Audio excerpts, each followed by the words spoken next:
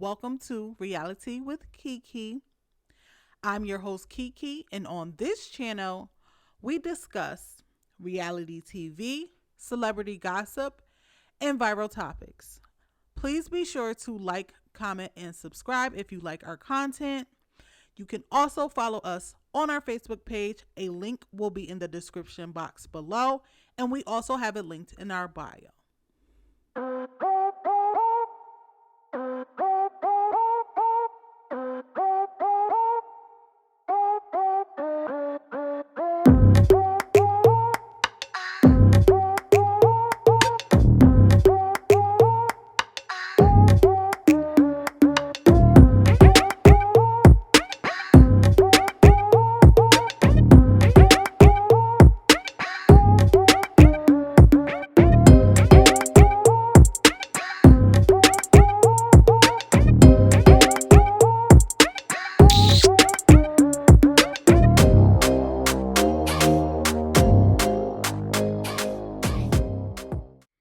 All right, so life after lockup. Okay, so the episode starts out with Stan and Lisa.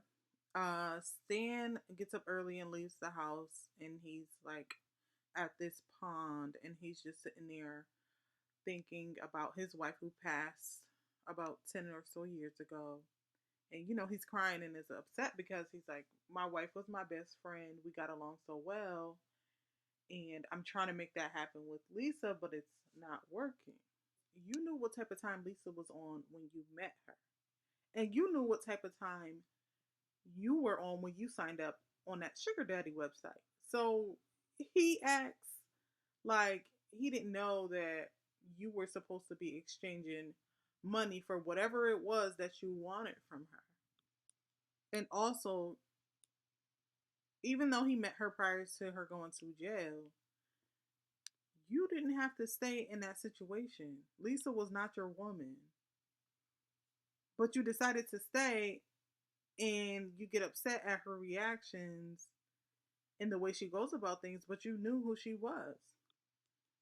So while Stan is gone and is just pondering and thinking about his past and crying after watching a video of his wife when she was alive, Lisa is going through his room, going through his things, trying to see if he's talking to other women.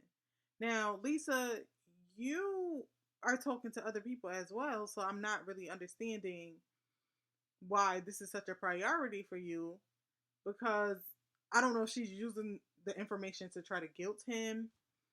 But if you don't want to be with him, just leave. Stan is your livelihood right now. Every time you try to leave, you come back. And I don't believe that Stan is saying the right things that's making you want to come back. You know you don't have anywhere else to go, or if you do, it's not going to be as nice. Next, they move on to Amber and Puppy. Now, Amber is saying that she is done with her boyfriend. She wants to be done with him. And Puppy is supposed to be helping her take his things out. But I think that the way that Amber is looking at Puppy, like she just wants to be with her again. Like she's just looking at her like, okay, and listening to everything she says. She's really in love with that girl. Now, Amber's boyfriend Sam was being a little bit dramatic with the way that he stormed out of dinner or whatever. But I really feel like Amber is using that as an excuse to try to get back with Puppy or start messing around with her again. And I think that the feeling is mutual because when Puppy brought Amber to the place to burn Sam's things, Puppy was calling her wifey. Puppy is like, let's go back and make a baby. And, Amber is just laughing. Okay, so John and Christiana. John and Christiana are going to have a wedding, and she is still trying to get in contact with her sister Tara, who she believes is actively on drugs and flirted with her husband. Now, I don't know why she wants Tara to be at this wedding so bad, but she does. But Tara is not answering the phone or responding to anybody. And their mom is like, just don't even worry about it, because if Tara comes back around and triggers you back into active addiction, then it's gonna be a problem. Now, the reason I want Tara to come around is because I want some answers. Girl, why was you flirting with your sister husband? Now, the responsibility does not just fall on Tara, but right. So, like, John is accountable as well for the things that he did. But like as a sister, like you owe your loyalty to your sister. So you shouldn't have never done it. So John and his elder are doing like a spiritual ceremony, and John's elder got kind of messy because John told his elder that he actually called Tara and asked her not to show up to the wedding, and he did not tell Christiana, and he's keeping it from her. So the elder was like, um, so is the only reason you don't want her to come is because you feel like she's gonna trigger her, or is there something else? And I'm like, exactly. The people want to know. So John said no, the only reason is that he does not want Christiana to be triggered. And he's moved past the whole tear thing. And the elder was looking at him like, mm-hmm, whatever you say.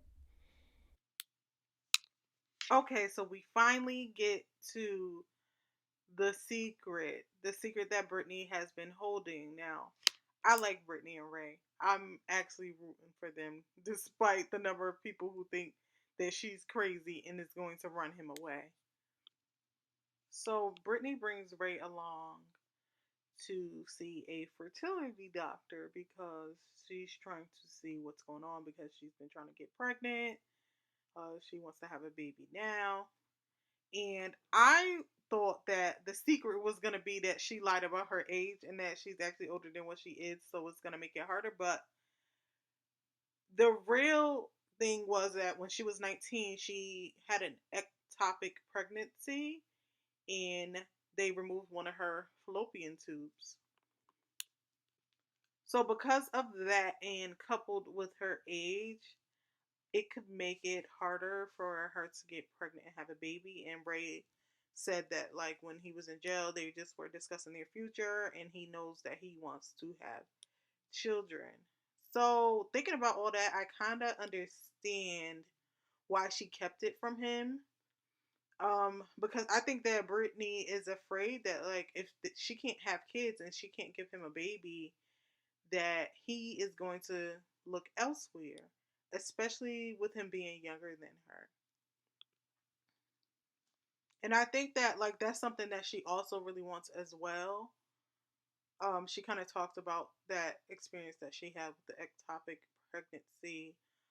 That it, was very scary and a traumatizing experience for her. And Ray was just like, I don't understand why she would keep that from me.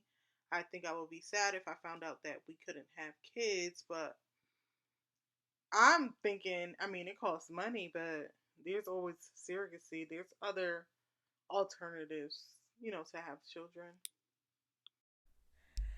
All right, so some tea was really spilled this episode with Lacey and Shane. So I thought that Lacey was just being insecure because although she found those messages, she's just like, are you cheating on me? Are you flirting with other people? You don't want to have sex with me. I'm trying to have sex with you every day. And I'm thinking, like, but she keeps badgering him about it. So he's like, all right, I'll take a polygraph test, not thinking that she would actually be down with that. So they go to take the polygraph test, and he asks a series of questions about whether he is cheating or flirting with other women or men.